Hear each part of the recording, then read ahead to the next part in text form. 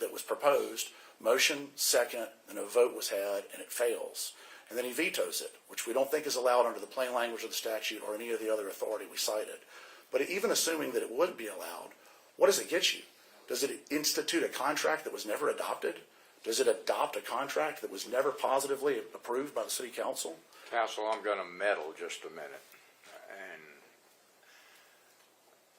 headed down the direction that you're now addressing, what happens if the mayor's position is it's a valid contract because there was no override of the veto, and the next month the claims docket gets presented and there's $800,000 claim made by the vendor, and the city council has to either approve or deny the claims docket? Where are we?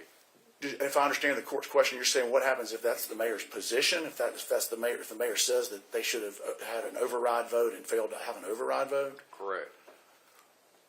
Well, I guess that's why we're here, Your Honor. I guess the most honest answer to that question is I can't quite answer that hypothetical because I don't really, know what the court's ruling is going to be as to that question of law. I know that the city council did not recognize this to be a valid veto, and so therefore was not going to take it up in chambers intentionally. They didn't want to recognize it, and they didn't want to validate it in any way. They felt like the law was pretty clear and that this whole thing arose out of some related litigation that occurred around the beginning of April, and that as a result of that litigation, all of a sudden there's this question presented, can I come in and veto a negative? But the ordinance, the veto statute rather, does say that an ordinance has to be presented to the mayor for signing. And I know that that's, it talks about ordinances, resolutions, and any other actions, but this case also sort of begs the question, what is it that the mayor was presented with that he vetoed? There's nothing. There was nothing adopted. There was nothing approved by the city council. It was simply a no vote. Did they give him a sheet of paper that says we didn't vote to do this? His position is that they adopted it by the approval of the minutes at a subsequent meeting, which is ironic because the city council has an ordinance. I think they recently changed it, and this is in one of the older sets of minutes that the court accepted into evidence this morning, that says in order for something to be approved, it has to get a majority vote of the city council. And then there's another one that says the minutes can be approved by the mayor. They can be submitted to the mayor, and I think Your Honor will probably notice that on some of these sets of minutes that are in evidence, it's the mayor's signature that's on them. Now that's changed recently. The city council has made a change to that, but there was a point in time where the mayor was the person, because he was given the authority by the city council to approve those minutes. So his argument that the approval of this no vote comes by approving minutes at a later date is sort of nonsensical. It doesn't really make any sense because that's suggesting that he could veto a set of minutes, which would somehow veto action taken. It's sort of cyclical reasoning. But beyond the plain language of the statute, and again, the city council's own ordinance, which provides that you have to have an affirmative vote, we have to look at the legislative intent, which is contained in a number of AG's opinions, and I think the court knows, and everyone here is aware, these aren't binding authority on the court by any means, but they can be considered persuasive authority. And there have been a number of AG's opinions issued that say specifically that the question of whether or not a negative vote can be vetoed is no. And there's a distinction that is going to be attempted to be made by the mayor, which is, well, those just apply to co-charter municipalities, but that's not true. Because one of the opinions that we have submitted to the court, I think it's the Jones opinion, and I have a Lexis citation to it, is from the city of Gulfport. And I think everyone would agree, or I hope we would agree, that Gulfport operates under a mayor-council form of government.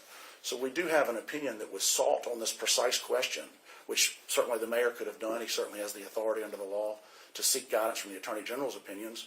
When this question came up, he could have sought an opinion on that. He didn't do so.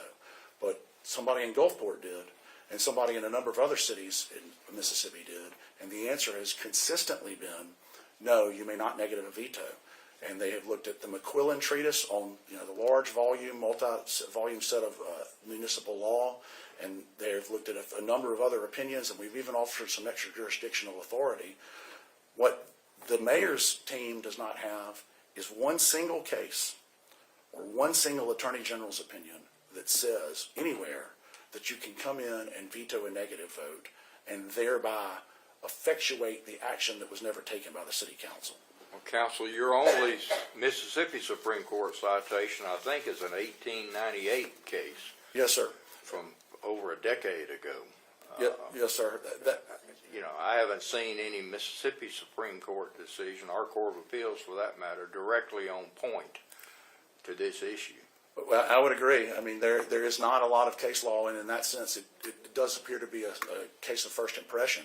But the question has been presented to the Attorney General's office multiple times for guidance on this precise issue. Well, to give you fair warning, counsel, one time in my career as a circuit judge, I ruled exactly opposite from the Attorney General's opinion, and for whatever reason, the Attorney General did not appeal it. So it's just persuasive, not controlled. And we certainly agree with that. We would not suggest that this court is bound by it, just that the advising authority to municipalities that's had a chance to look at this question multiple times has consistently ruled one way. Dealing with Attorney General's opinions myself, frequently in my practice, sometimes it's frustrating because they sometimes contradict each other, but this is one instance where I can't find any contradicting opinions. Going back to the plain language of the statute, because we don't have a lot of recent case law on it, the definition of the term ordinance, which is found in 21-847, does not grant the power to veto. That's not where the veto power is found. It just simply says ordinances, resolutions, orders, and any other official actions. The only statute to grant the veto power to the mayor, council, municipality is 21-817. And again, it says ordinances adopted by the council. And that second word in that sentence, adopted, is the key phrase. That's where the veto authority is found. The 1898 case, I think Your Honor was referring to a minute ago, is State versus Holder, and part of the reason that we cited that case is because it is a case that the Attorney General's opinions have relied on for some time. It has also relied on a Montana case and a First Circuit case from 1944, but those opinions are consistent that, an executive officer's veto power is an exercise of limited legislative power that is only negative and not positive, because to do otherwise would violate the separation of powers found in the state constitution. The mayor is the executive branch of the government. The city council is the legislative branch of the government. If the mayor were to be permitted to come in and take a failed vote, whether it is 2-4 or 0-7, and veto it, whereby he creates a brand new piece of legislation or adopts a contract that was never affirmatively adopted or approved, and then ordinances have to be approved to be vetoed, he would be putting in place something legislatively that was never done by the actual legislative branch. So your argument is if the mayor is correct, the mayor has created, in effect, legislation in the sense of an approved contract for the city of Jackson. Yes, sir. And he would be doing so by minority rule is the way we characterize it in our briefing. Rather than a majority rule, which is what state statute requires, and what the city council's own code of ordinances required, he'd be coming in and saying, maybe it failed 0-7, but I'm the mayor, I'm one person, and so therefore I'm going to enact something by myself. Or it could fall 1-6, and he could call that as two people. But in any event, it would be an action which lacks the affirmative majority of the city council, which is what the state code relies on, and which what the state code requires, rather. And I want to make clear that the opinion to the Gulfport City Council that I was talking about also references the Mike Cordell opinion, but that's a 1990 case, that 1990 Attorney General's opinion that references the Cordell opinion, as well as, I believe, 1898. So what we have is a city ordinance, which is now in evidence, that says, and I believe now it's codified as Section 266. I believe this has been admitted as Exhibit 3. It says, no action of the city council shall be considered adopted unless it receives the affirmative vote of that portion of the council dictated by state law under the circumstances, which in this case would be a majority. That's City of Jackson's own code. That's what the City of Jackson says is required for something to be considered adopted. The mayor will rely on the language of adoption and say, well, we adopted it by approving minutes at a following meeting, or whenever they may. In some instances it was later than a following meeting, but that the approval of minutes constitutes the adoption of the action. And the law on the minutes is very clear. That's a memorialization of action taken, but it does not constitute the action itself. It's just to show a way that a city speaks through its minutes, but the actions that actually take place have to be in a legally called public meeting with proper notice given where a quorum is present. And Your Honor, I feel like we have fully briefed it, and I feel like I've got a lot to say, but I feel like essentially the issue is very, very simple. When state law and city code requires a majority vote of the city council to be present for something to be considered adopted, then does the mayor have the ability to veto under a statute that says he can only veto ordinances adopted? I mean, the ordinances have to be adopted under Title 21, Chapter 8 for them to be vetoable. His own city code, as well as state law, says that the ordinances are adopted, or actions are adopted, measures are adopted when they get an affirmative vote. So failing an affirmative vote, we don't have adoption. And without adoption, we don't have an ordinance that can be vetoed. And this is all in line with separation of powers and the state constitution, the old case law we have on it, and consistent with the advice that's been given other municipalities in the state, both in code charter as well as mayor council forms of government. So we would ask the court to grant summary judgment in favor of the city council and rule that a negative vote or one by the city council which does not gain a majority of the votes present in the boardroom cannot be vetoed by the mayor under the statute that requires ordinances be adopted.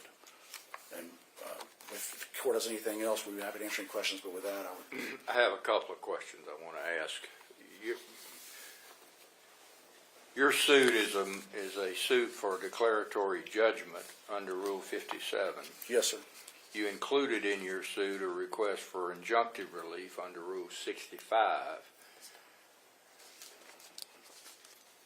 However, in paragraph 17 of your complaint, and I'll read it, plaintiff recognizes the public health implications of garbage pickup during the duration of this matter, and plaintiff therefore asks that the status quo continue with regard to the provision of garbage pickup service during this time of self-declared crisis. What do you mean by that? Well, Your Honor, first I would like to respond by saying that with regard to the preliminary injunction, we essentially withdrew that request when we had a status conference telephonically with the court because we knew we were going to have a hearing today to deal with all of the merits. But to answer the court's question about the status quo, the city council does not want to create a situation where people who live in Jackson, and I'm one of them, so I'm glad that they feel this way, are not being delivered the provision of garbage collection services. They are not saying with the status quo that they are picking any one particular vendor or one particular contract. I think that it's been misread as that on social media and some other news outlets. They're simply saying they don't want to be viewed as, even though they're bringing this very important legal question to the court, as putting the brakes on the provision of garbage collection services to its citizens. They're trying to have a legal question answered, which is much, much larger than the question as to who should have the garbage contract. This is going to affect governance inside the council chambers and in probably every municipality in Mississippi. What do you want specifically in an injunction? You're asking for a permanent injunction. The relief that was sought by the city council in the injunction was to prevent prospective action by the mayor to effectuate a contract that he thinks he vetoed. We did not want the mayor to come in and, let's say it was a contract with a city engineer, and if it failed and then he came in and said, well, I'm going to veto that, then they would want him to prevent prospectively going forward from this day going to the engineer and saying, well, I vetoed it, so therefore I'm going to go ahead and employ you, start working on this bridge, or whatever the case may be. Thankfully, that hasn't happened yet to my knowledge, and all we really have before the court today are past actions. But at the time, there was great concern by the city council that if the mayor is going to come in and try to veto 4 negative votes, some of which were months old, there's a possibility, and his pleadings in fact say he thinks he has the legal authority to do so, then there's a real possibility that going forward, the city council would be stripped of its right to govern. If the city council can't come in and disapprove something by a motion that fails, without the threat of his coming in and vetoing it under his legal argument, then that would prevent them from being able to fulfill their legislative duties. So the injunctive relief was really sought in case of a future action by the mayor. And I think that the court's ruling today, or whenever the court issues the ruling on the argument made today, will deal with all of those issues. If the court rules that the mayor does not have this legal authority, we don't need an injunction. He doesn't have the legal authority to do so, and we wouldn't be asking him not to effectuate any negative action. Counsel, can I take from your comments that you're no longer requesting a permanent injunction? That's correct, Your Honor. We're not. Okay. Anything else? No, sir. We just asked that the court would rule in favor of the city council, and I thank you for your time. All right. Response and argument in favor of your motion for summary judgment.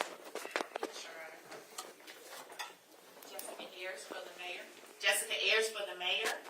Your Honor, first I'd like to say that common sense would be for the city council to follow the unambiguous and plain language of the statute, and that's what the mayor has done. If the city council has cited zero authority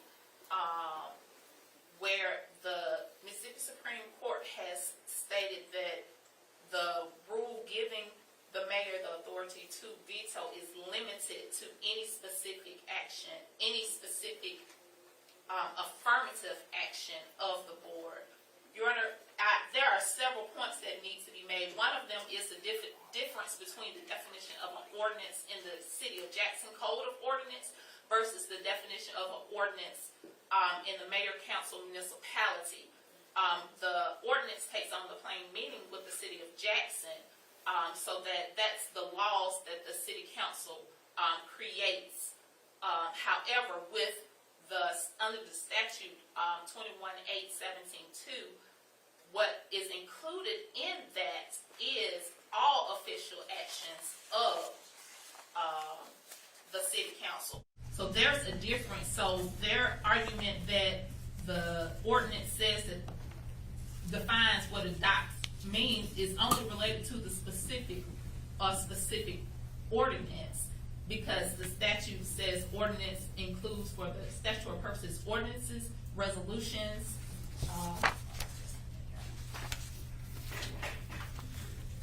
Orders and any other official actions of the council. Exactly. It's quite broad. The statute makes it broad, and there's only two limitations in the statute for the mayor's when it comes to him exerting his authority.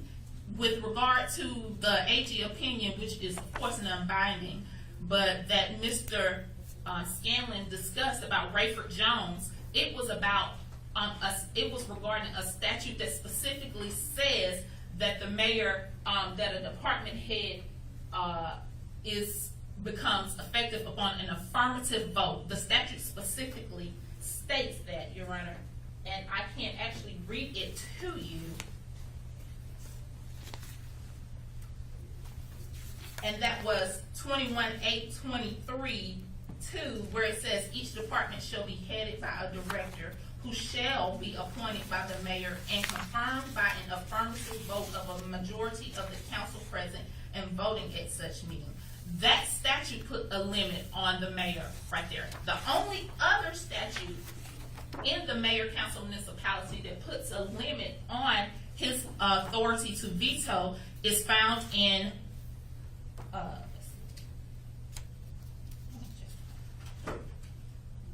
lots of law.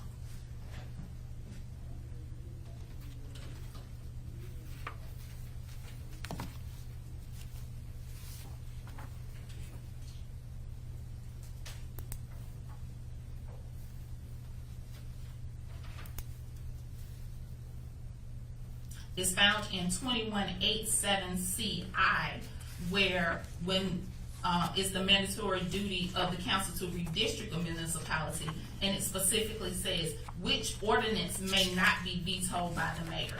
Those are the only statutory provisions that places limits on the mayor's actions with regard to veto. And the first one with the affirmative that can be questioned, but though this one specifically, 21-8-7-CI, is the only one that limits specifically the mayor's ability to veto.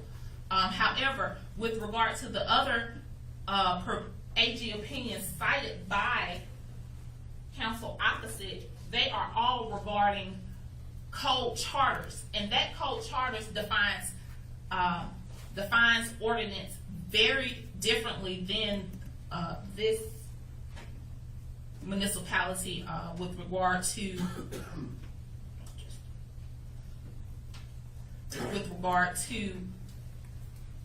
what a mayor's position and authority is. Specifically, in a code charter, they only state that an ordinance, and it's all of the code charters, you could tell that it's limited by all of the authorities in this one specific statute. Ordinance is only ordinances, resolutions, and orders. There is no legal authority that I have found that is primarily on point to even say that a mayor's veto in a code charter is only limited. Only thing that can be cited is AG opinions, Your Honor. However, they are limited when it regards to what the definition of an ordinance is in a code charter. It's only ordinances, resolutions, and orders only. In this municipality, and the mayor council, our mayor has a larger influence on shaping policy, shaping the way things go. And our mayor is the only one who can deal with municipal departments such as public works in order to bring a contract to the city council for approval or disapproval. And they're saying that if the court was to allow him to, the veto was to stand for him being able to veto anything that they disapprove, that it will be a one-man show. That is incorrect, because they negate the fact that they have the override authority. And that is why there are checks and balances. The checks and balances, if the mayor was not allowed to veto this the failure for them to approve the contract, then it would take away his authority to control and to run the city and the municipality under his authority given to him by the statute. So he has to bring it to them, and for them to say no, it's his job to be mindful of whether the city council is doing something that it shouldn't be doing by denying a valid contract, a valid issue that it has been brought to them. It's his job to prevent there from being additional lawsuits based on any potential arbitrary and capricious actions by the city council. It's his job. But even after that, if they fail, if he vetoes, they are the last stop. Just like in city of Madison, I believe be Shanks, the city council is the final stop. They have the authority to override his veto if they find that it was incorrect. And with regard to the garbage collection that April 1st, they did not do that. So I'm glad that they withdrew their preliminary injunction, and I hope that they pay Richard's disposal. But with regard to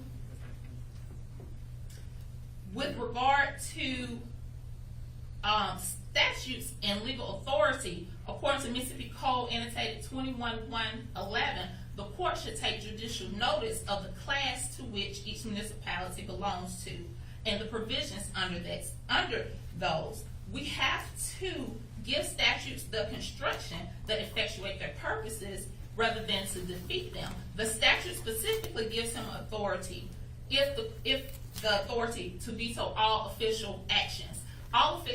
If all official actions did not include the actions of the council, then there will be nothing to veto. Let's say if it has to be an affirmative, all of official actions are not affirmative. It does not minimize. It does not codify. It does not clarify. It does not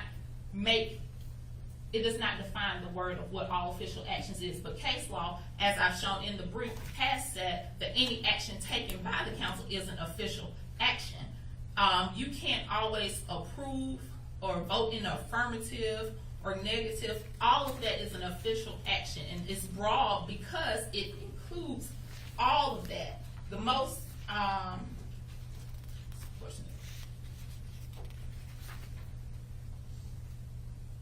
Counsel, can I interrupt you a minute? I got a couple of questions I want to ask.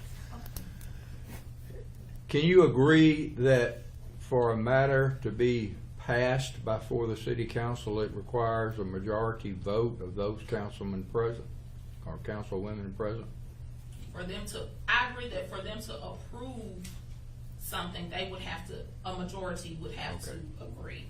All right, now you're arguing, or correct me if I'm wrong, and I want to make sure that I understand fully what you're saying. If you assume for a moment that the matter presented to the council did not pass, and in this instance we're dealing with a council of 7, and the matter was presented and it did not pass on a 4-3 vote, the matter failed. And your position is the mayor can veto that official action, and as a consequence, the 50% voting requirement to pass a matter now becomes a 66 2/3% override. Otherwise, the mayor's veto makes the matter as if it were passed initially. Correct. So your argument is, in those circumstances, the mayor can effectively, by use of a veto, require a 2/3 vote of the city council to take action. That my argument is that the statute provides for that. Yes, Your Honor. Well, under the statutes,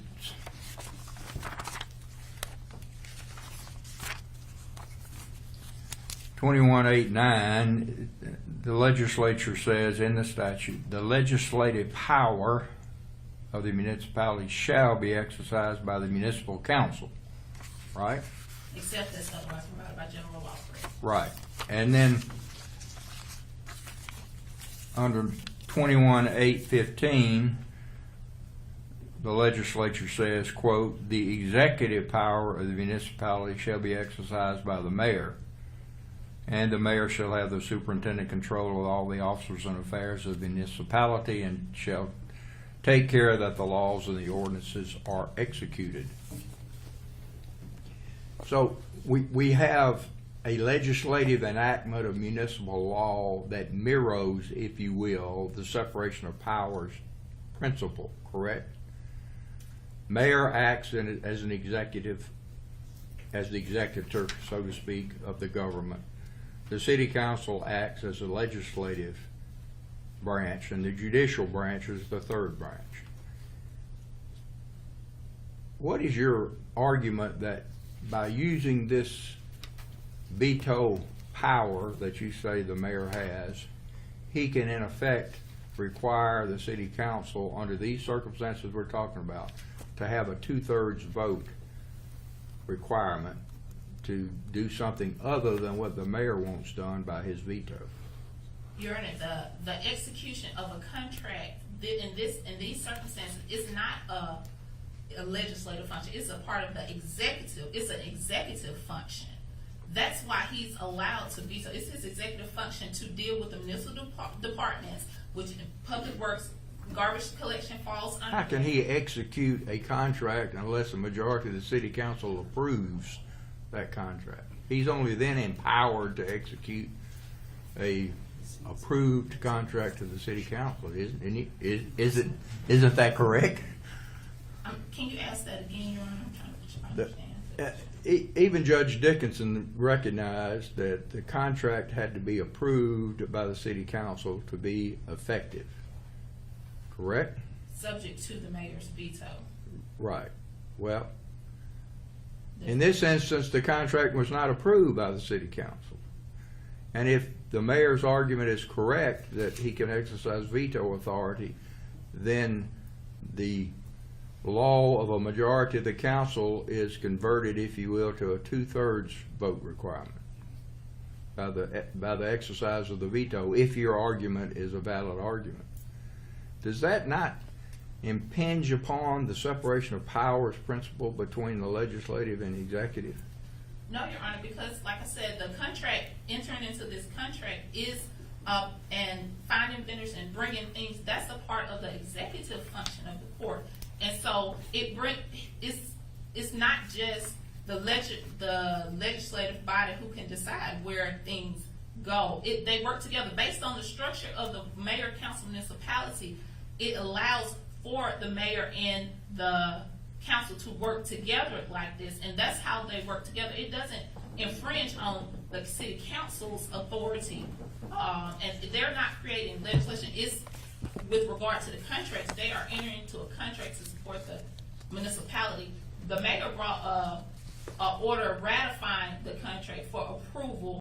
If they won't approve it, then the mayor can veto that disapproval, which would of course make the contract binding, and the council has the authority to override it. The fact that they have to override it by the percentage requirement doesn't negate the fact that they're the final decision making, because the council is comprised of 7 members, and if 7 members, if 5 of those don't agree to it, then if 5 of them can't agree that what they voted is not correct, excuse me, Your Honor, I'll say this more plainly. If, just in this case, if it only took 4 of 3 to vote to deny it, right? However, if 5 people, if the mayor overrides, it would need 5 people to override the mayor's veto. That's a more accurate reflection of what would need to happen in a city municipality, to not give only a very few majority of the board who disagrees with it. The mayor has the position and authority and the responsibility to control the municipal, the public works department, all of the departments of the municipalities, and it's his responsibility to negotiate contracts and to bring what's best for the city to the council. And the council is supposed to look at the actual documents and the actual what's been before to approve it, or to say that they give their approval, which is more like that they agree that the mayor, this isn't harming the city, this is what it is. However, like I said, at the end of the day, the mayor, not the council, is the final, makes the final decision with this ability to override, and the mayor can't do anything after that. They talk about contracts and AG opinions, and Peter Tableton's, there's an AG opinion that agrees that the mayor has authority to veto, and after that, it's up to the council. So there's nothing that would infringe on the council's authority, but it's all based on what the statute gave him. The authority is given by the statute. There's been no cases that says that the mayor asserting his veto in this matter would be inappropriate and be contrary to separation of powers or anything, because the powers are still there. There are checks and balances. Without the mayor's veto, there would be no check on the city council without him being able to assert his veto authority, Your Honor. Let me give you an analogy and ask you if it's applicable. Let's assume for a moment this past year, the governor was very supportive of doing away with state income taxes. And it's my understanding the House of Representatives passed a bill to accomplish that. But when it got to the Senate, it did not gain a majority vote in the state Senate. Can Governor Reeves then veto the vote of the Senate and require them to have a 2/3 vote to override his veto? Otherwise, the law becomes effective. I would need to see the law that gives the governor his authority to veto. I don't have that before me, and I have not analyzed it, because Mayor Lumumba's authority is based on the statutes found in 21A. So I can't say, because I believe that veto authority is it's created by the legislature. So whatever the legislature put out is how you follow it. Like with the old cases, it all dwelled on the construction of the statutes or the law, which gives the mayor the actual authority. So if there's no, the law doesn't give him that authority, he wouldn't have had it. So with Mayor Governor Reeves, if the law doesn't give him that authority, then he doesn't have it. In the case that they cite in a lot of these AG opinions with regard to code charters, talk about an old case. I think one of them was dealing with they were trying to line veto, and you couldn't line veto.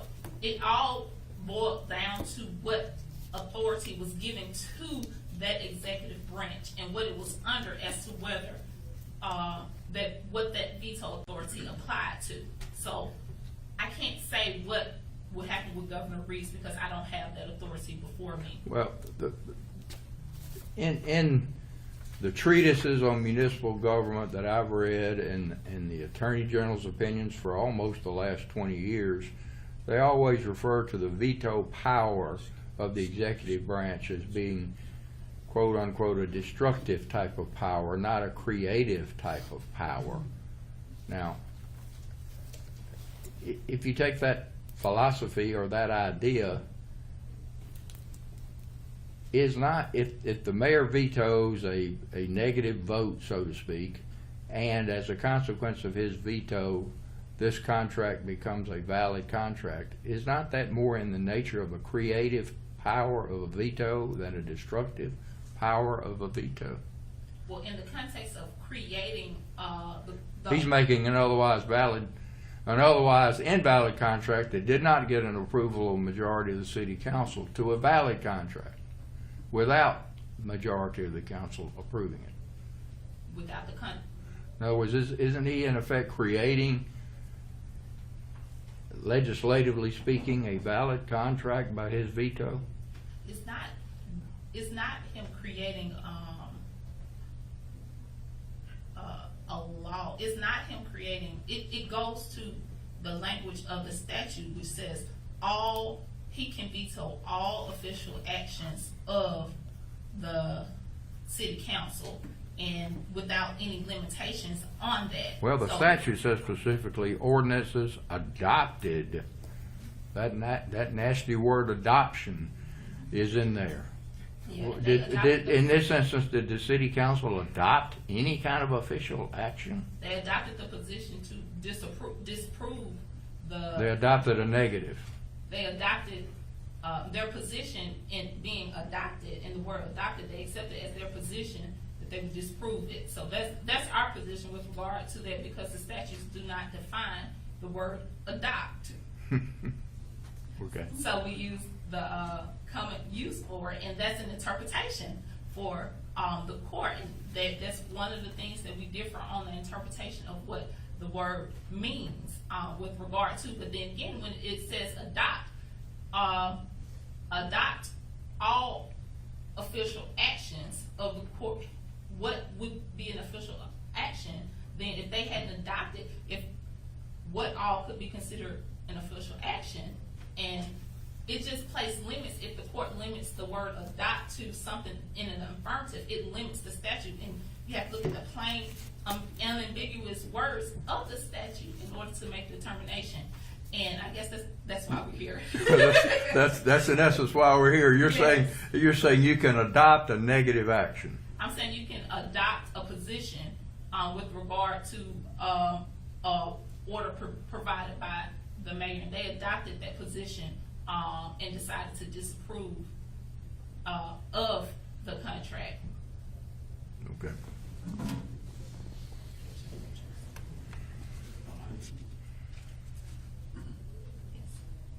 And there was some talk about how things happened much later, how the mayor went back and vetoed things from months past. Well, that only occurred because the city council consistently failed to provide its minutes to the mayor as it was required to do under the statute, which we had a court case and a writ of mandamus issued to confirm. So that should not have even been an issue. Of course, indulgence.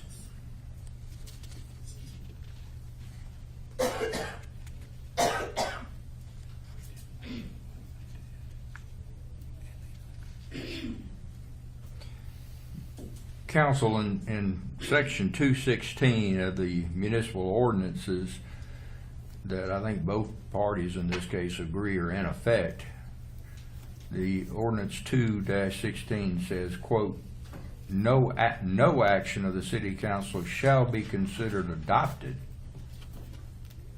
unless it receives the affirmative vote of that portion of the council dictated by state law under the circumstances, unquote. We just discussed adoption earlier. Is not that an accurate description of what adoption means? That's the city's own ordinance. Which ordinance? Ordinance number 2-6, section 2-66. Hold on, just a moment. Is it one of the exhibits, Your Honor? I'm trying to make sure I have it before me. If I may, it is Exhibit 3 as well. In Exhibit 3.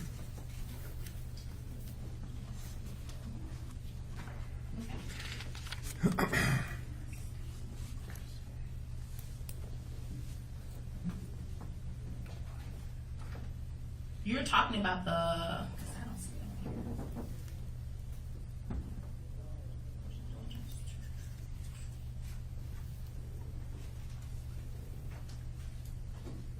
In other words, you have an existing ordinance, apparently been on the books for many, many years, section 2-26, which is entitled Voting, has that phrase in it, quote, no action of the city council shall be considered adopted unless it receives the affirmative vote of that portion of the council dictated by state law under the circumstances, unquote. The definition of ordinance in that is the broad the ordinance as it relates to laws created by the board. It doesn't equal the definition of what an ordinance is under the mayor municipality. But it does define what adoption means, doesn't it? By the city's own ordinance, what it means to adopt. What it means to adopt an ordinance, as in a specific law. It doesn't define it as it relates to the adoption of all official actions of a municipality. There's a difference. That Jackson Code of Ordinances does not define what ordinances are. Jackson Code of Ordinances are the laws that place out. You would not find a contract in those Jackson Code of Ordinances. Those are not considered ordinances according to Jackson Code of Ordinances. If to make sure I'm thinking right, the definition of ordinance as it relates to that one is different from the definition of an ordinance as it relates to the mayor's veto authority under the statute 2181 and following. However, according to the Mississippi Supreme Court,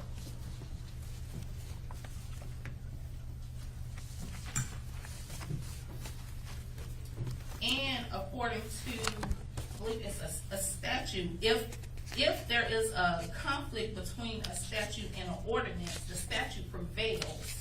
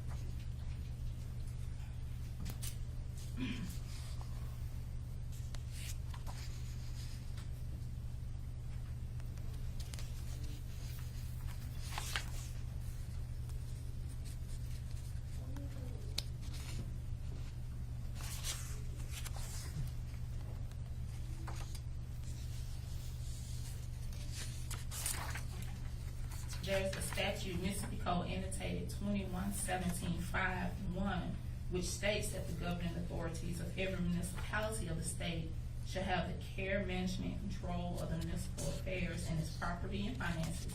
In addition to those powers granted by specific provisions of general law, the governing authorities of the municipality shall have the power to adopt any orders, resolutions, or ordinances with respect to such municipal affairs, property, and finances, which are not inconsistent with Mississippi Constitution of 1890, the Mississippi Code of 1972, or any other statute or law of the state of Mississippi. I would argue that if the court were to find that that ordinance was contrary to what the state statute says, the state statute is what prevails over that ordinance. However, I believe that ordinance is with regard to the city council and its ordinances as the definition of an ordinance as it is, not the definition of an ordinance as it relates to the mayor's veto authority, the statutory definition of the ordinance.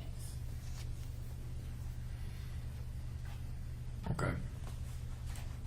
Let me ask you one other question. There's a very old Mississippi Supreme Court case of 1898 which to my knowledge has not been overruled or distinguished by the state Supreme Court. And it has a sentence in it that says, in exercising the veto power, an executive officer is exercising a limited legislative power that is only a negative, not a positive power. How do you interpret that phrase by the state Supreme Court? I know Which case is that, Your Honor? that's the Holder case, 23 Southern 648, the old case. When they say that it's a limited legislative power that can only be negative, it can never be a positive power. To be negative, the connotation is it has to disapprove of what the city council previously had approved. And in this instance, the city council initially didn't approve anything. They voted against it. The Holder case, State v. Holder, you said 76 Mississippi 181, that's the one you're speaking about? Yes, ma'am. Which was regarding the governor's authority to veto an appropriation and concerning section 69, 72, and 73 of the Mississippi Constitution. It didn't give those didn't give the governor the authority that the statute gave, the legislature gave to the mayor under a municipality. That's why I see that it's different, because it's not just about the ordinance, it's all official actions. If I can understand opposite argument if it only limited to certain things, but because the Mississippi legislature chose to allow the mayor to be able to veto all official actions and didn't define adoption as that way, as to be something in an affirmative, or then I don't believe that applies. And this time for the Supreme Court to take a re-look at this 1898 case, because no one has challenged it, and because when it was written, it was only for that matter, because basically the Supreme Court said the governor couldn't do what he tried to do because the part he vetoed was indivisible from other sections. And so you have to look at it at the case that was presented. When you can't just take that line from that case, you have to look at it as a whole, as to what was before the court, what authority had been granted to the governor, and whether he could veto based upon that authority. And the Supreme Court said basically based upon the authority that was granted to him, he could not do that. So I would take that one line, I would take the whole case as a whole to see why the Supreme Court ruled that way. Okay. And one other matter, I assume you will acknowledge that the Attorney General's office, I know their opinions are non-controlling, only persuasive, but they have more or less been consistent for the last 20 years in saying that there is no such thing, legally speaking, as a veto of a negative action by a mayor. They have, I'm sorry, let me finish. It didn't. Can you agree with that or don't agree with that? With regard to code charters is what the AG's opinions have been about. I would disagree that they said that with regard to, and then again, Your Honor, it has to go with the cases that were presented to the AG in the circumstances, the questions that were presented to the AG, and I respect the AG's opinions, but a lot of it was just copy and paste, to be honest, Your Honor. But with regard to mayor-council form of government, the only case where they said the mayor couldn't do anything, which was regard to a specific statute that said that something had to be in the affirmative. There's been no other AG opinions to speak on this issue as to it being what an official action and what the mayor can do with regard to the veto. So with regard to code charters, there have been numerous AG opinions, copying and pasting as previous opinions as to what the opinion is and as to what they believe the law states. But when it comes to this issue that's before the court, there have been none. There only was, except for one thrift, I believe it's called, there was one case, and basically when they were asked what is it that a mayor can veto, and it just basically threw it back to the statute of action. So it really didn't answer it. So there has been no answer with regard to the matter that's before the court, unfortunately. That's why I agree with Mr. Scanlon that this is a first impression. All right. Hold on just a moment, please. All right. Hold on just a moment. Question, Dozer? Yes, ma'am, certainly.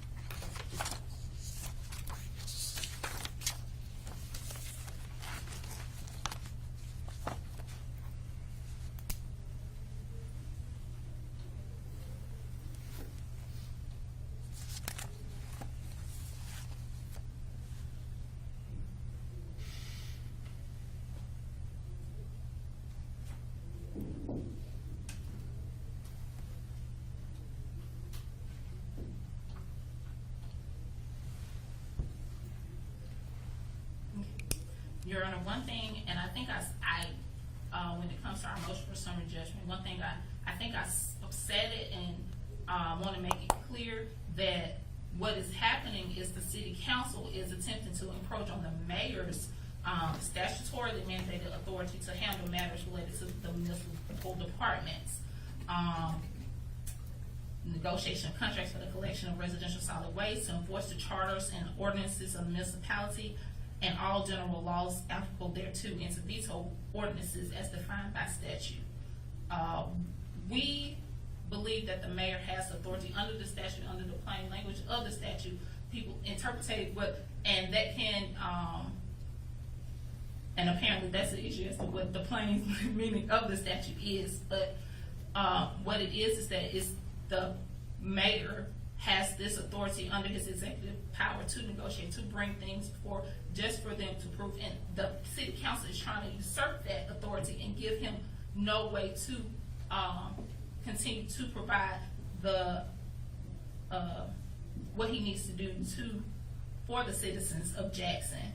But with regard to our motion for some judgment, I believe we probably stated everything already in response to and opposition to their motion for summary judgment. Your Honor, we would ask you to take consideration of the other things that were pled in the motions, the legal authority that's cited within, and that the fact that the city council can only act through its minute, it can only act through votes. So that is their official action.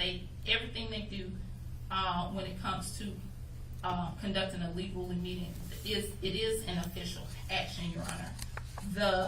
The vote to deny the ratification of the emergency contract with Richards Disposal was not a negative vote, it was a positive vote to disapprove a contract that they were only required to either approve or disapprove, subject to the mayor's veto and all other Mississippi, applicable Mississippi law.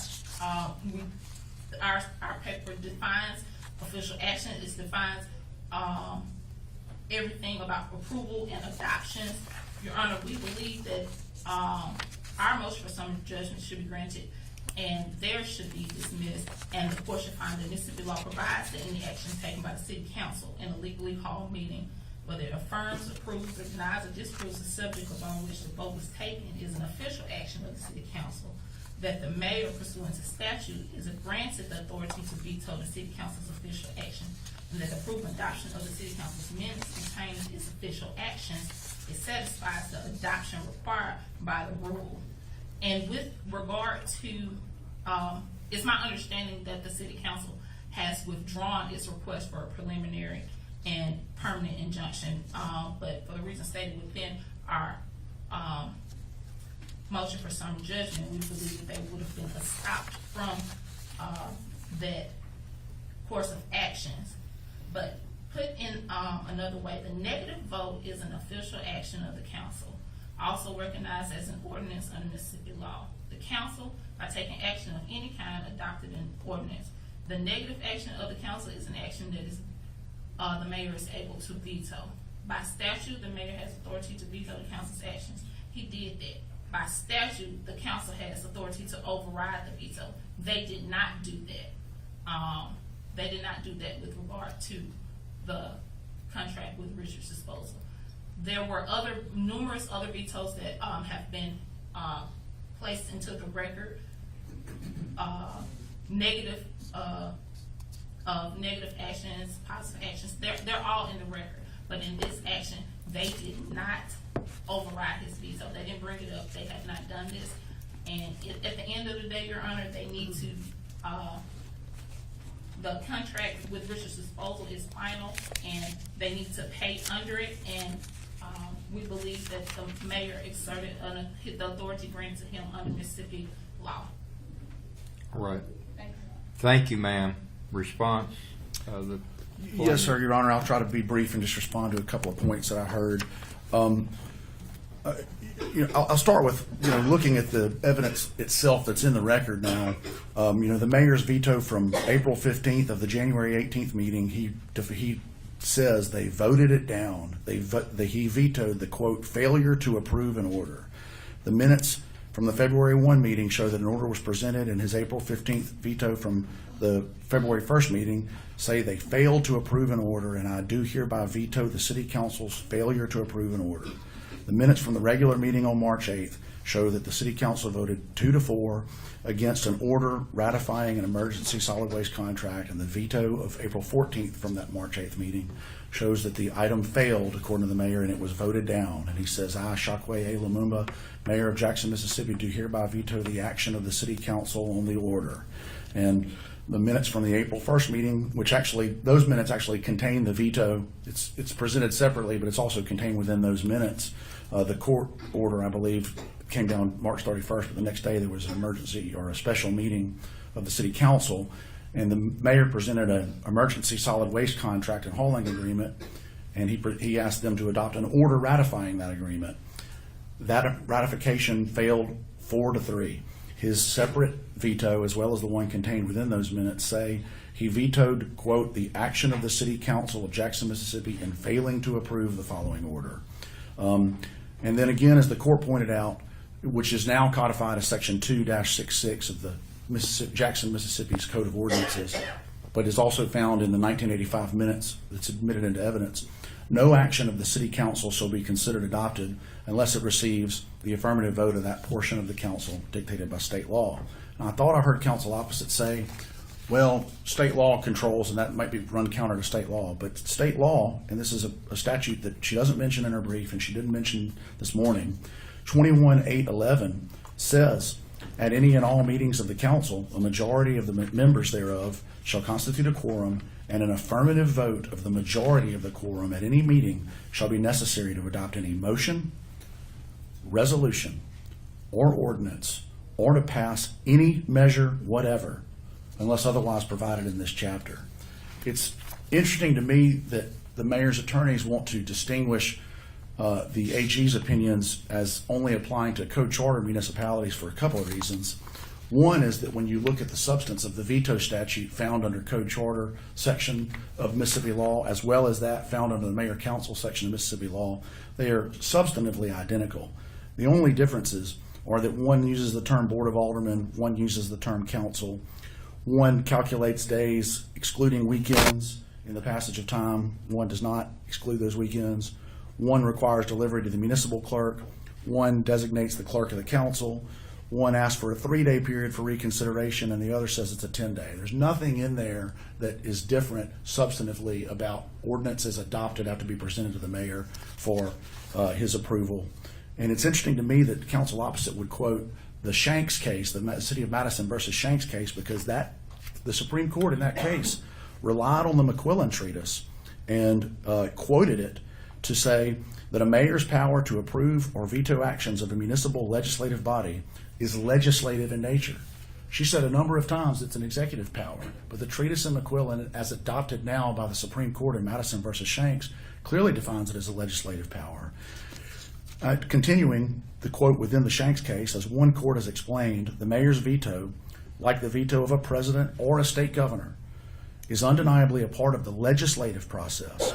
It differs only in that it takes place on the local level. When the mayor exercises his veto power, it constitutes the policy-making decision of an individual elected official. It is as much an exercise of legislative decision-making as is the vote of Congress, a state legislator, or a city councilman. McQuillan, and this is section 1642 of the 1989 edition, says the mayor has veto power only when and to the extent that it is given by law, and the power cannot be enlarged by construction. But the mayor's attorney stood up here and said you have to give construction to these statutes, you have to interpret them, you have to construe them a certain way. But the treatise on it, which has now been adopted by our Supreme Court, says you don't use rules of construction in granting a mayor power. You look at what power has been granted to him explicitly by the state legislature. The Jones Attorney General's opinion, which was going to Gulfport, and this is a 1990 opinion, I believe it was addressed to a man named Jones. The Lexis citation is 1990 Mississippi AG Lexis 105, relied and quoted the Cordell opinion. And while the Cordell opinion was addressed to a code charter municipality, essentially the Attorney General's opinion addressed directly to a mayor council municipality said, hey, we've already answered this question. Look at this opinion right here. Same rule applies. So in actuality, the AG's office has addressed this question directly to a mayor council municipality. Then a few more points, Your Honor.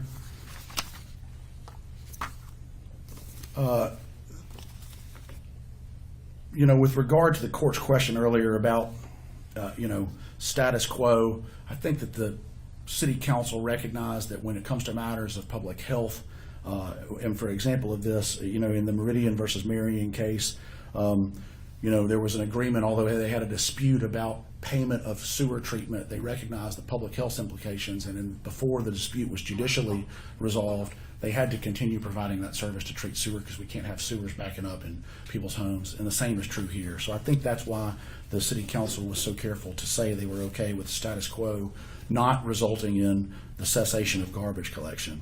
And then, Your Honor, I think that the questions the court asked are very important ones. Are the AG's opinions consistent? The answer is they are. Has the 1898 case been overruled, or does it still stand as good law?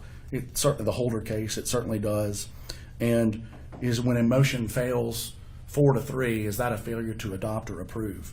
What I didn't hear today, but what was briefed in the pleadings, was that approval is somehow achieved by adoption of minutes at a subsequent date. She didn't say that today, so I don't know if they were trading off that position or not. But she says that it's just approved because they voted not to do it. But I think the court has read the case law right, has read the statute right, and has read Jackson's own code of ordinances right. So the official action of the city council has to be approved under the veto statute that says ordinance is approved or presented to the mayor. ordinances adopted or presented to the mayor. And failing that adoption, he has nothing to veto. And so for that reason, we would ask the court to rule in favor of the city council and issue summary judgment that there is no genuine issue of law, and that in fact a mayor cannot veto a negative vote of the city council. Thank you. Right. I want to give you an opportunity to respond briefly, please. Yes, certainly. Let's take, I know it's approaching 12 noon, but let's take a 10-minute break and we'll reconvene in 10 minutes. All right.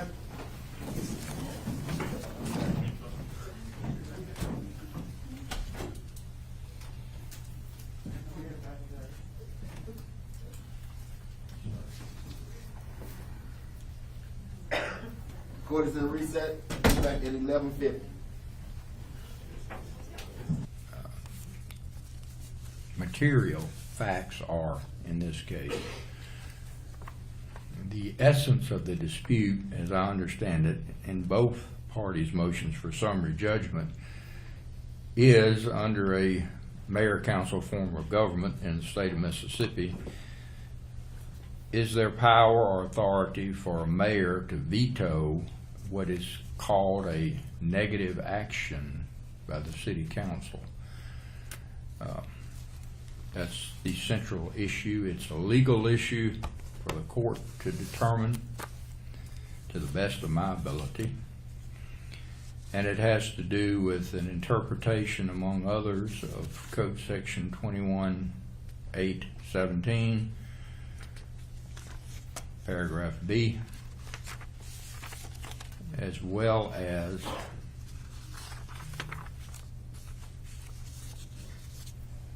Section 21-847. Section 21-817 reads, in brief, ordinances adopted by the council shall be submitted to the mayor, and he shall, within 10 days, etc., the veto power. And Section 21-847 says the term ordinance, as used in this chapter, shall be deemed to include ordinances, resolutions, orders, and any other official actions of the council. The question then becomes, if the council refuses or doesn't act, can that be said to be an official action? Relevant to this inquiry is a recognition of the city's own ordinance, and I'm referring to Section 2-66, which is entitled Voting. It has this sentence in it: no action of the city council shall be considered adopted unless it receives the affirmative vote of that portion of the council dictated by state law under the circumstances. And the state law, as I said earlier, relates to ordinances or official action adopted.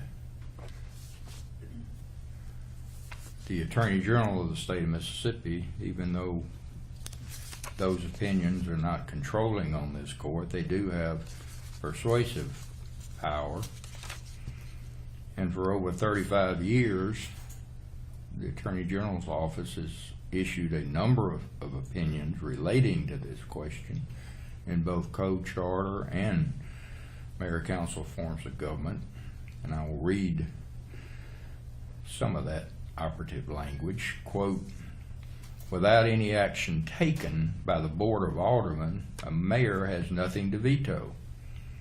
Inaction on a proposal is not subject to the mayor's veto, close quote. Quote, in exercising the veto power, an executive officer is exercising a limited legislative power that is only negative, not a positive power, unquote. Quote, with respect to the veto authority of a mayor, it is well settled that a mayor may veto any action of the Board of Aldermen except for a negative vote, unquote. Quote, a negative action, comma, i.e. a failed motion, is not subject to veto by the mayor, unquote. Quote, a negative action, comma, i.e., same thing, a failed motion is not subject to to veto by the mayor, unquote. When a matter such as occurred with the solid waste contract, the failed ratification of this emergency contract, to me, constitutes inaction, not action, and was never adopted so by the city council. Consequently, I agree with the Attorney General's interpretation that when a matter is not passed by the city council, it is a negative action to which the mayor does not have the power to veto an inaction. There's nothing there to veto.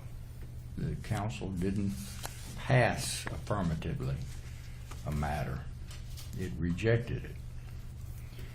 So, in response to the declaratory judgment, I'm going to grant the plaintiff's request for relief to the extent that I will rule that inaction or negative action by the city council is not subject to a mayoral veto and a mayor-council form of government. The issue of an injunction, I'm not issuing any permanent or temporary injunction at all. I understand the plaintiff to have withdrawn that request. I understand further that my opinion is just my opinion of the law. It's subject to appeal and would be reviewed de novo, which means all over again by the appellate court. But I would like plaintiff's counsel to prepare an appropriate opinion and final judgment. And Yes, get sir. it- And get it to the court as quick as you can.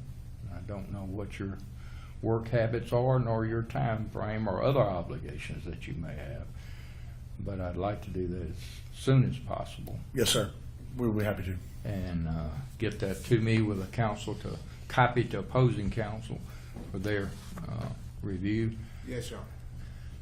At one time, the state Supreme Court said if I adopted a proposed finding of fact and conclusion of law submitted by counsel with no modifications whatsoever, it was entitled to some type of heightened review on appeal. But a few years ago, they reversed that case, and it just gets what's normal de novo review on appeal.